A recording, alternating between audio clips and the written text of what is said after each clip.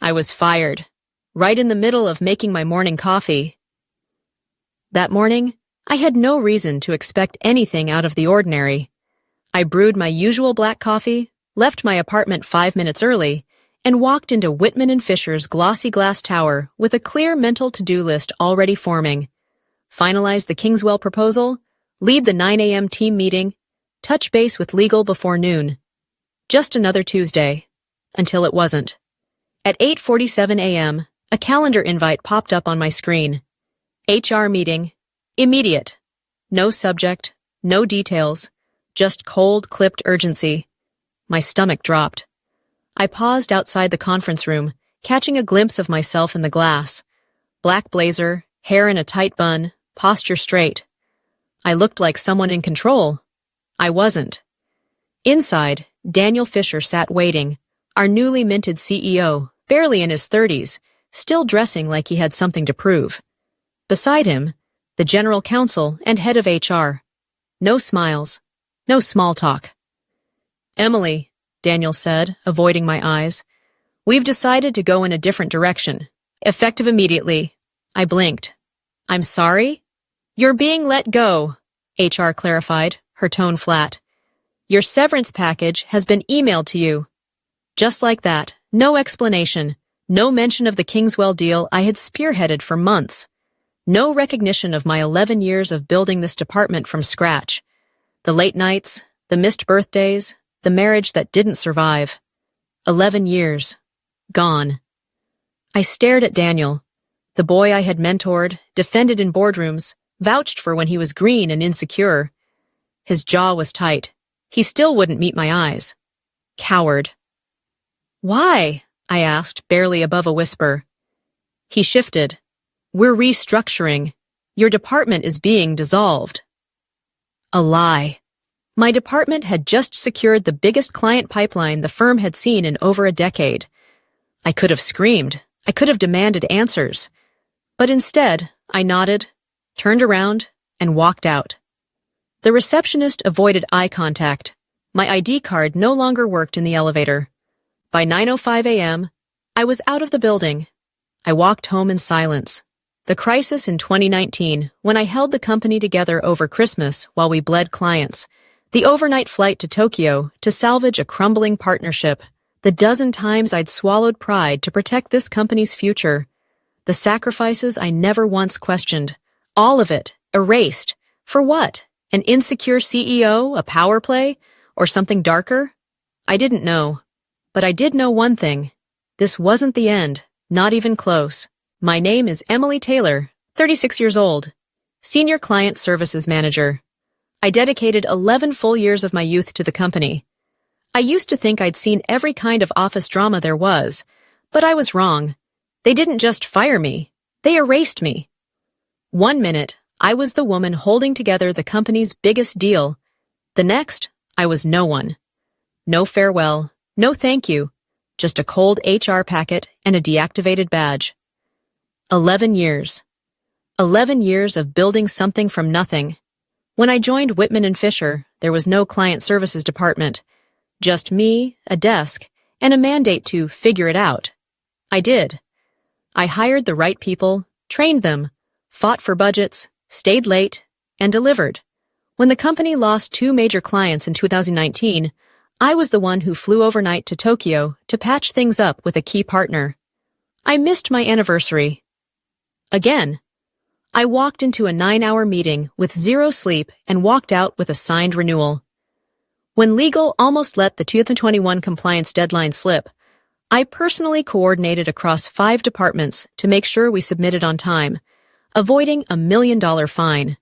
When Daniel, the CEO in waiting, forgot to prep for a pitch with the board, guess who stayed up until 3 a.m. building a slide deck he ended up taking credit for? Me. I was there through the pandemic layoffs, calming my team while making sure operations never dropped. I showed up after my divorce, after funerals, through migraines and holidays. I built that department like it was mine, because it was. And not once did I ask for anything more than a little respect. And now I'm being called lazy. That's what I heard. Indirectly, of course. Word travels fast in corporate halls. Daniel's justification to the board was that I'd lost edge, that I wasn't moving with the company's new vision. Translation: I wasn't part of his boys' club. It wasn't just the job that was taken, it was the rewriting of the narrative. They took my legacy and replaced it with a footnote. And you know what? That stung more than the firing, because I thought I mattered. I thought loyalty counted for something. Turns out, I was just a convenient stepping stone for someone else's climb. That moment, as I sat on the couch, still in my blazer, too numb to cry, I realized something. I wasn't done. They thought they ended my story. They had no idea. It was just the beginning. On the drive home, the grief didn't hit me the way I expected it to. What hit me instead was suspicion. Yes, I was hurt. I was furious. But more than that, something about the timing didn't make sense. The Kingswell deal. We'd been chasing that contract for nearly a year, a major multi-million-dollar tech partnership that could redefine our product line, and I had been the one leading it. I'd built the relationship with their execs from the ground up, navigated every twist of their procurement process, even helped draft the final contract language. We were supposed to close next Tuesday. I was scheduled to lead the final presentation, so why fire me now? If Daniel truly thought I was coasting, why not cut me loose months ago?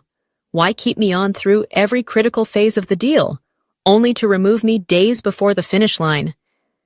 It didn't add up. I parked my car but didn't get out, just sat there with the engine humming and my thoughts running wild. I pulled up my work email on my phone. Surprisingly, my access was still active. I searched for the most recent Kingswell chain. The last reply wasn't addressed to me. In fact, my name was nowhere in the recipient list anymore. Instead, it had been forwarded to one of the executive VPs, someone completely unrelated to my team. I tapped on the thread. My previous emails were there, but someone had clearly cut me out of the loop. My stomach dropped. They knew I'd be gone. Someone had already moved to replace me in the deal. This wasn't a last-minute firing. It had been orchestrated. I remembered a conversation I had with Marcy, a legal counsel who'd been working on the Kingswell contract. A few weeks ago, over lunch, she mentioned how odd it was that Daniel had started requesting private briefings on the deal. "He barely knows what we're selling," she laughed. "But he's suddenly super interested in all the fine print." Now it made sense. He wasn't learning. He was positioning himself, maybe even trying to claim the deal as his own. And to do that, I needed to be out of the way. Suddenly, the humiliation of this morning took on a new flavor. It wasn't just personal. It was strategic. But Daniel wasn't that subtle. He was blunt, aggressive. He didn't play long games. Which led me to a darker question.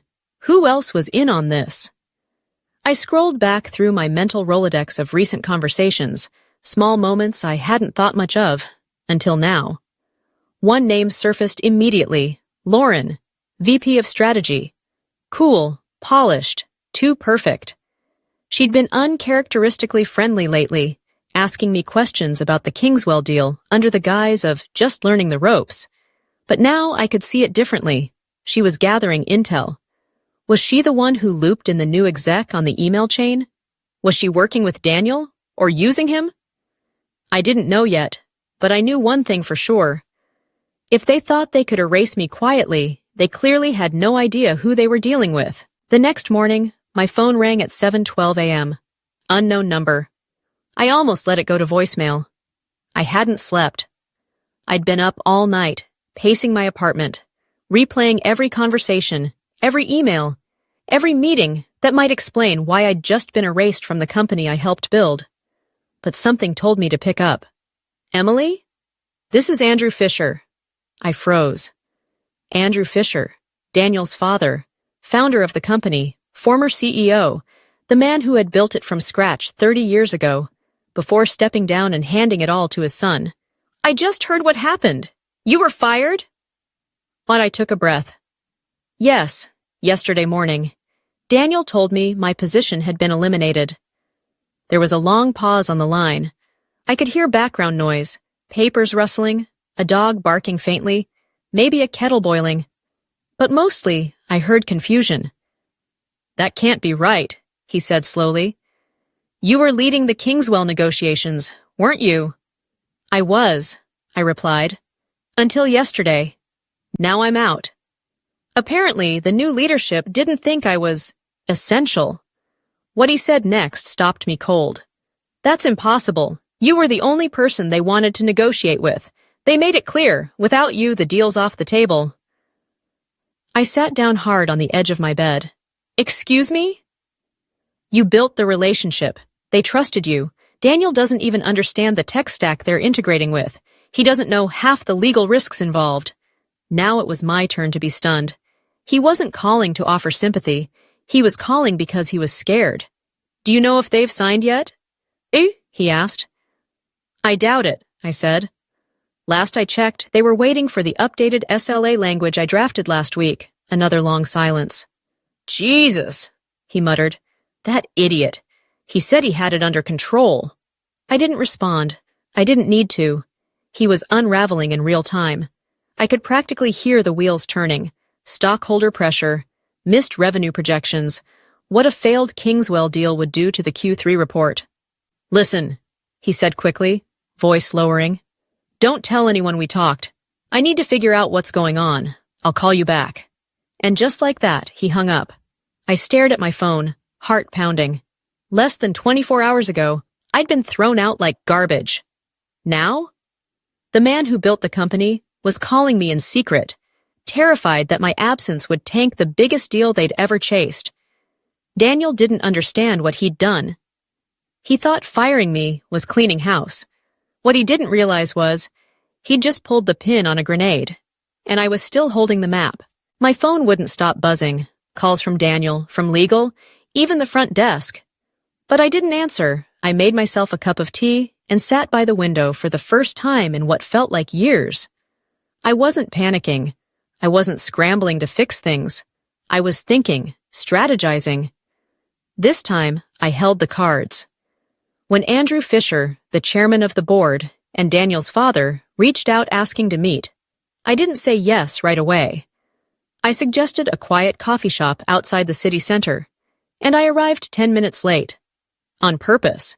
He was already there, waiting, looking worn down and tired. The confident posture I remembered from board meetings had slipped into something closer to worry. Emily, he began. I didn't realize things had escalated this far. I assumed Daniel would handle everything smoothly. He's still young, maybe a bit rash, but... I held up a hand. Calm, controlled. I'll come back, I said, but on my terms. He blinked. I'm listening. I'm not coming back to report to Daniel. I want full autonomy over the customer experience division, my own budget, my own team. I report directly to the board, not your son. He exhaled slowly, clearly not used to being on the back foot. But he didn't object, because he knew, without me, the Kingswell deal would collapse. I stood up, collected my purse. You'll have my answer by 5 p.m., I said. If I don't hear from you, I'll consider this conversation never happened. I walked out with a different kind of power. I wasn't the discarded employee anymore. I was the only person who could save the company, and I knew it. When I stepped through the glass doors of the building, the same ones I'd exited in humiliation just days earlier, everything felt different. The receptionist, who had avoided eye contact the day I was fired, now stood up a little straighter. Good morning, Ms. Taylor, she said. Like nothing had happened. I gave her a polite nod and kept walking. As I moved through the lobby, the energy shifted. Conversations paused. People turned. Some offered small, confused smiles. Others simply stared. I wasn't supposed to be here, not in their minds, not after what had happened, but I wasn't there for them. I was there because the board had called me back, because Kingswell had insisted that I be the one to finish the deal, because the man who had fired me now needed me more than he could admit. I walked past Daniel's office without glancing inside, but I could feel it, his presence. I didn't need to see him to know he was watching. The blinds were slightly tilted, just enough for someone to peek through. Good! Let him see. Let him see what real leadership looks like. I had been invisible in this building for so long, until I left. Now, I walked the same hallways with a different posture. Not bitter, not arrogant, just aware. Aware of my worth. Aware that this place didn't define me. I defined my place in it. When I reached the 18th floor, the executive boardroom floor, someone held the elevator for me. It was Martin from finance. He gave me a nervous smile, like he wasn't sure if I was back for good or just visiting. "Nice to see you again," he said. "Likewise," I replied. "It's good to be back." In a different way. I stepped out and headed to the boardroom, where everything was waiting. My laptop, the Kingswell files, the nervous legal team, the hopeful executive assistants. But for a moment, I paused at the door. Because this was no longer about survival. This was about proving something. Not to them. To me. I took a breath, straightened my blazer, and pushed open the door. It was time. I stepped into the boardroom where the Kingswell team was already seated. Their suits were crisp, faces stern, but when they saw me, the tension in the room shifted. A flicker of relief passed across their expressions. One of the senior partners gave a subtle nod, as if silently saying, "Finally, someone who knows what they're doing." Daniel tried to follow me in. Too eager, too late. But before he could step through the door, his father, Andrew Fisher, rose from his seat near the entrance. "Not this time, Daniel," he said firmly. "You've done enough." Daniel froze. For a split second, he looked like a boy scolded in public. Then, without another word, he turned around and left. The door closed behind me. I was in. I opened my laptop and began. 90 minutes. That's all I had to save a deal that had taken 11 months to build. I didn't waste time with small talk. I went straight into the data. Performance projections, risk assessments, brand alignment metrics. Kingswell wasn't just buying into our numbers. They were buying into trust. And that trust had been built over coffee meetings, late-night calls across time zones, and months of carefully navigating both egos and expectations. They asked hard questions. I gave straight answers. One executive pushed back on a profit-sharing clause. I reminded him that I had personally negotiated that term because of a specific tax benefit their CFO flagged in our third-quarter meeting. He blinked, realizing I remembered their internal priorities better than some of their own people. Another asked why Daniel wasn't present. I didn't dodge it. "Because he doesn't understand your business the way I do," I said. "He wasn't in the room when we mapped out your North American entry plan." I was. The room went quiet. Then the head of the Kingswell delegation leaned forward and said, "That's all we needed to hear."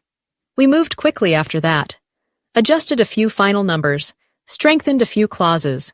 They accepted the new terms, better than we had originally hoped for. When it was done, I exhaled for what felt like the first time all day. They stood up to shake my hand, every one of them. No politics, no hesitation, just respect. As I gathered my notes, I looked through the glass wall. Daniel was still outside, pacing. He didn't look angry. He looked lost. And me? I didn't smile. I didn't gloat. But inside, I knew. I had just won the room, the deal, and the story they would tell about this company for years to come. 2 days after the Kingswell deal, officially closed, I received a call from Andrew Fisher. "Emily," he said, his voice gentler than I'd ever heard it. "Could you come by my office when you have a moment?" There was no urgency in his tone, no authority, just something close to humility. I stepped into the same conference room where, just weeks ago, Daniel had ended my 11-year journey with a 2-minute dismissal. But this time, the air felt different.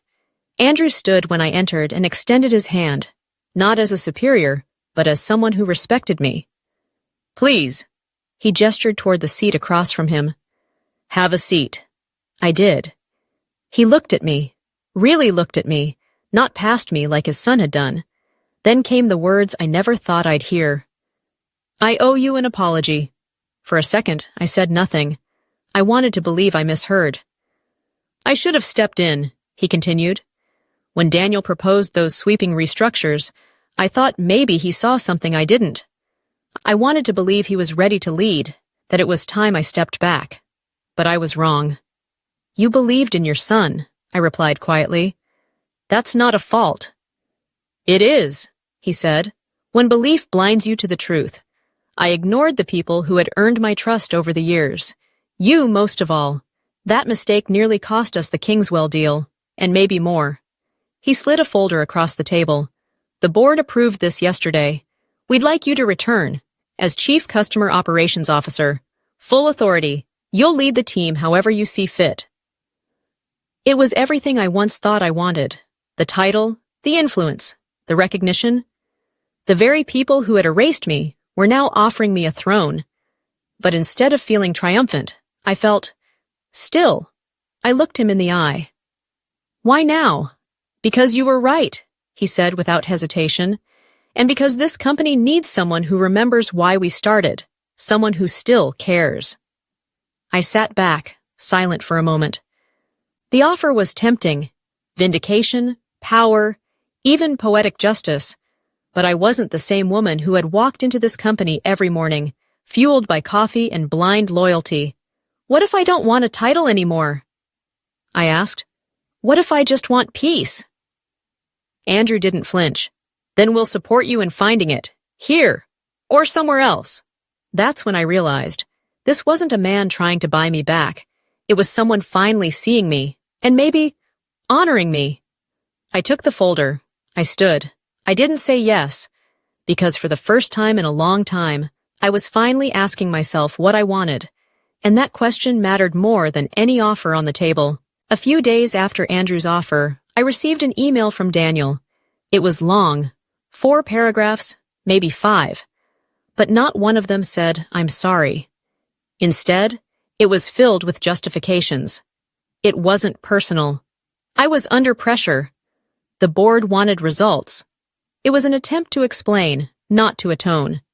He ended with, "I hope you understand that I did what I thought was best at the time." I didn't reply. There was a time when I would have written back, a time when I might have dissected every line, trying to find closure or hold him accountable.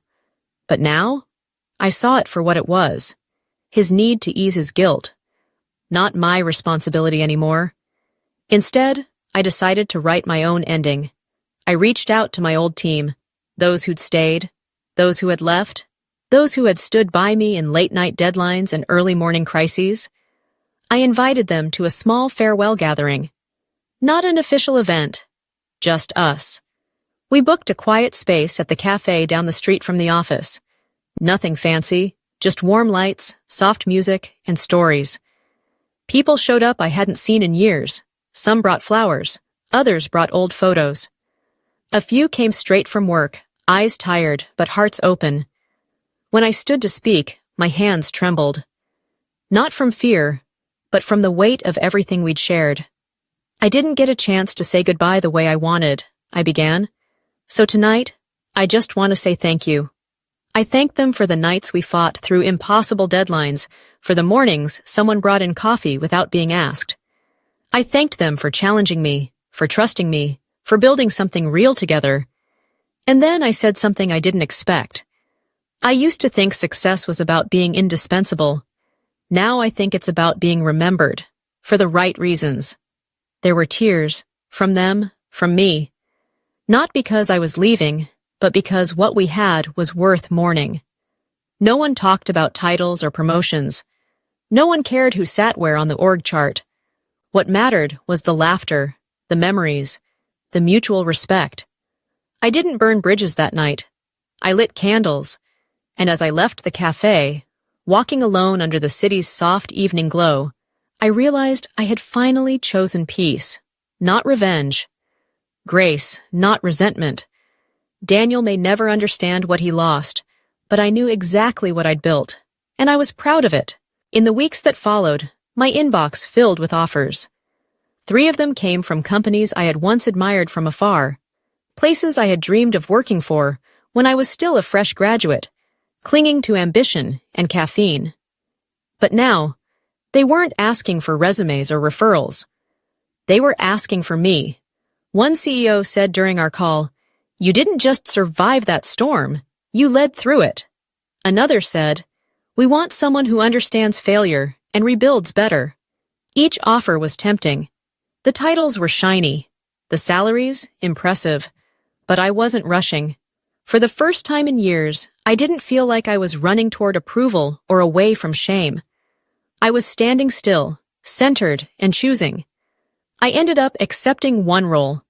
Not because it looked good on LinkedIn, not because it would prove anything to Daniel or my ex-husband, or anyone who once doubted me, but because they saw me, the real me, not a resume, not a seat filler, not a temporary fix for a broken department. They listened when I spoke. They asked what I needed to thrive. And when I said I wanted to build a team rooted in empathy, trust, and resilience, they didn't blink. They said, that's exactly why we want you. This time, I walked into the office with a badge that didn't weigh me down. It lifted me. I had the corner office, yes. The authority, the freedom, the platform to lead with purpose. But none of that compared to the quiet knowing inside me that this chapter was mine, not handed to me, not forced on me, chosen, by me. No drama, no revenge arc, just clarity. Looking back, I realized something. Your title doesn't define your worth. Your salary doesn't measure your strength. And your power? It's not in how many people you can control. It's in how many you can uplift. So to anyone watching, feeling overlooked, dismissed, or broken, let them underestimate you. Let them think they've seen the last of you. And then, quietly, without fanfare, rebuild, not to prove them wrong, but to remind yourself you were right all along. This isn't just a story of a woman fired and rehired. It's the story of a woman who remembered she never needed permission to begin again. Because the best chapters are the ones you write yourself.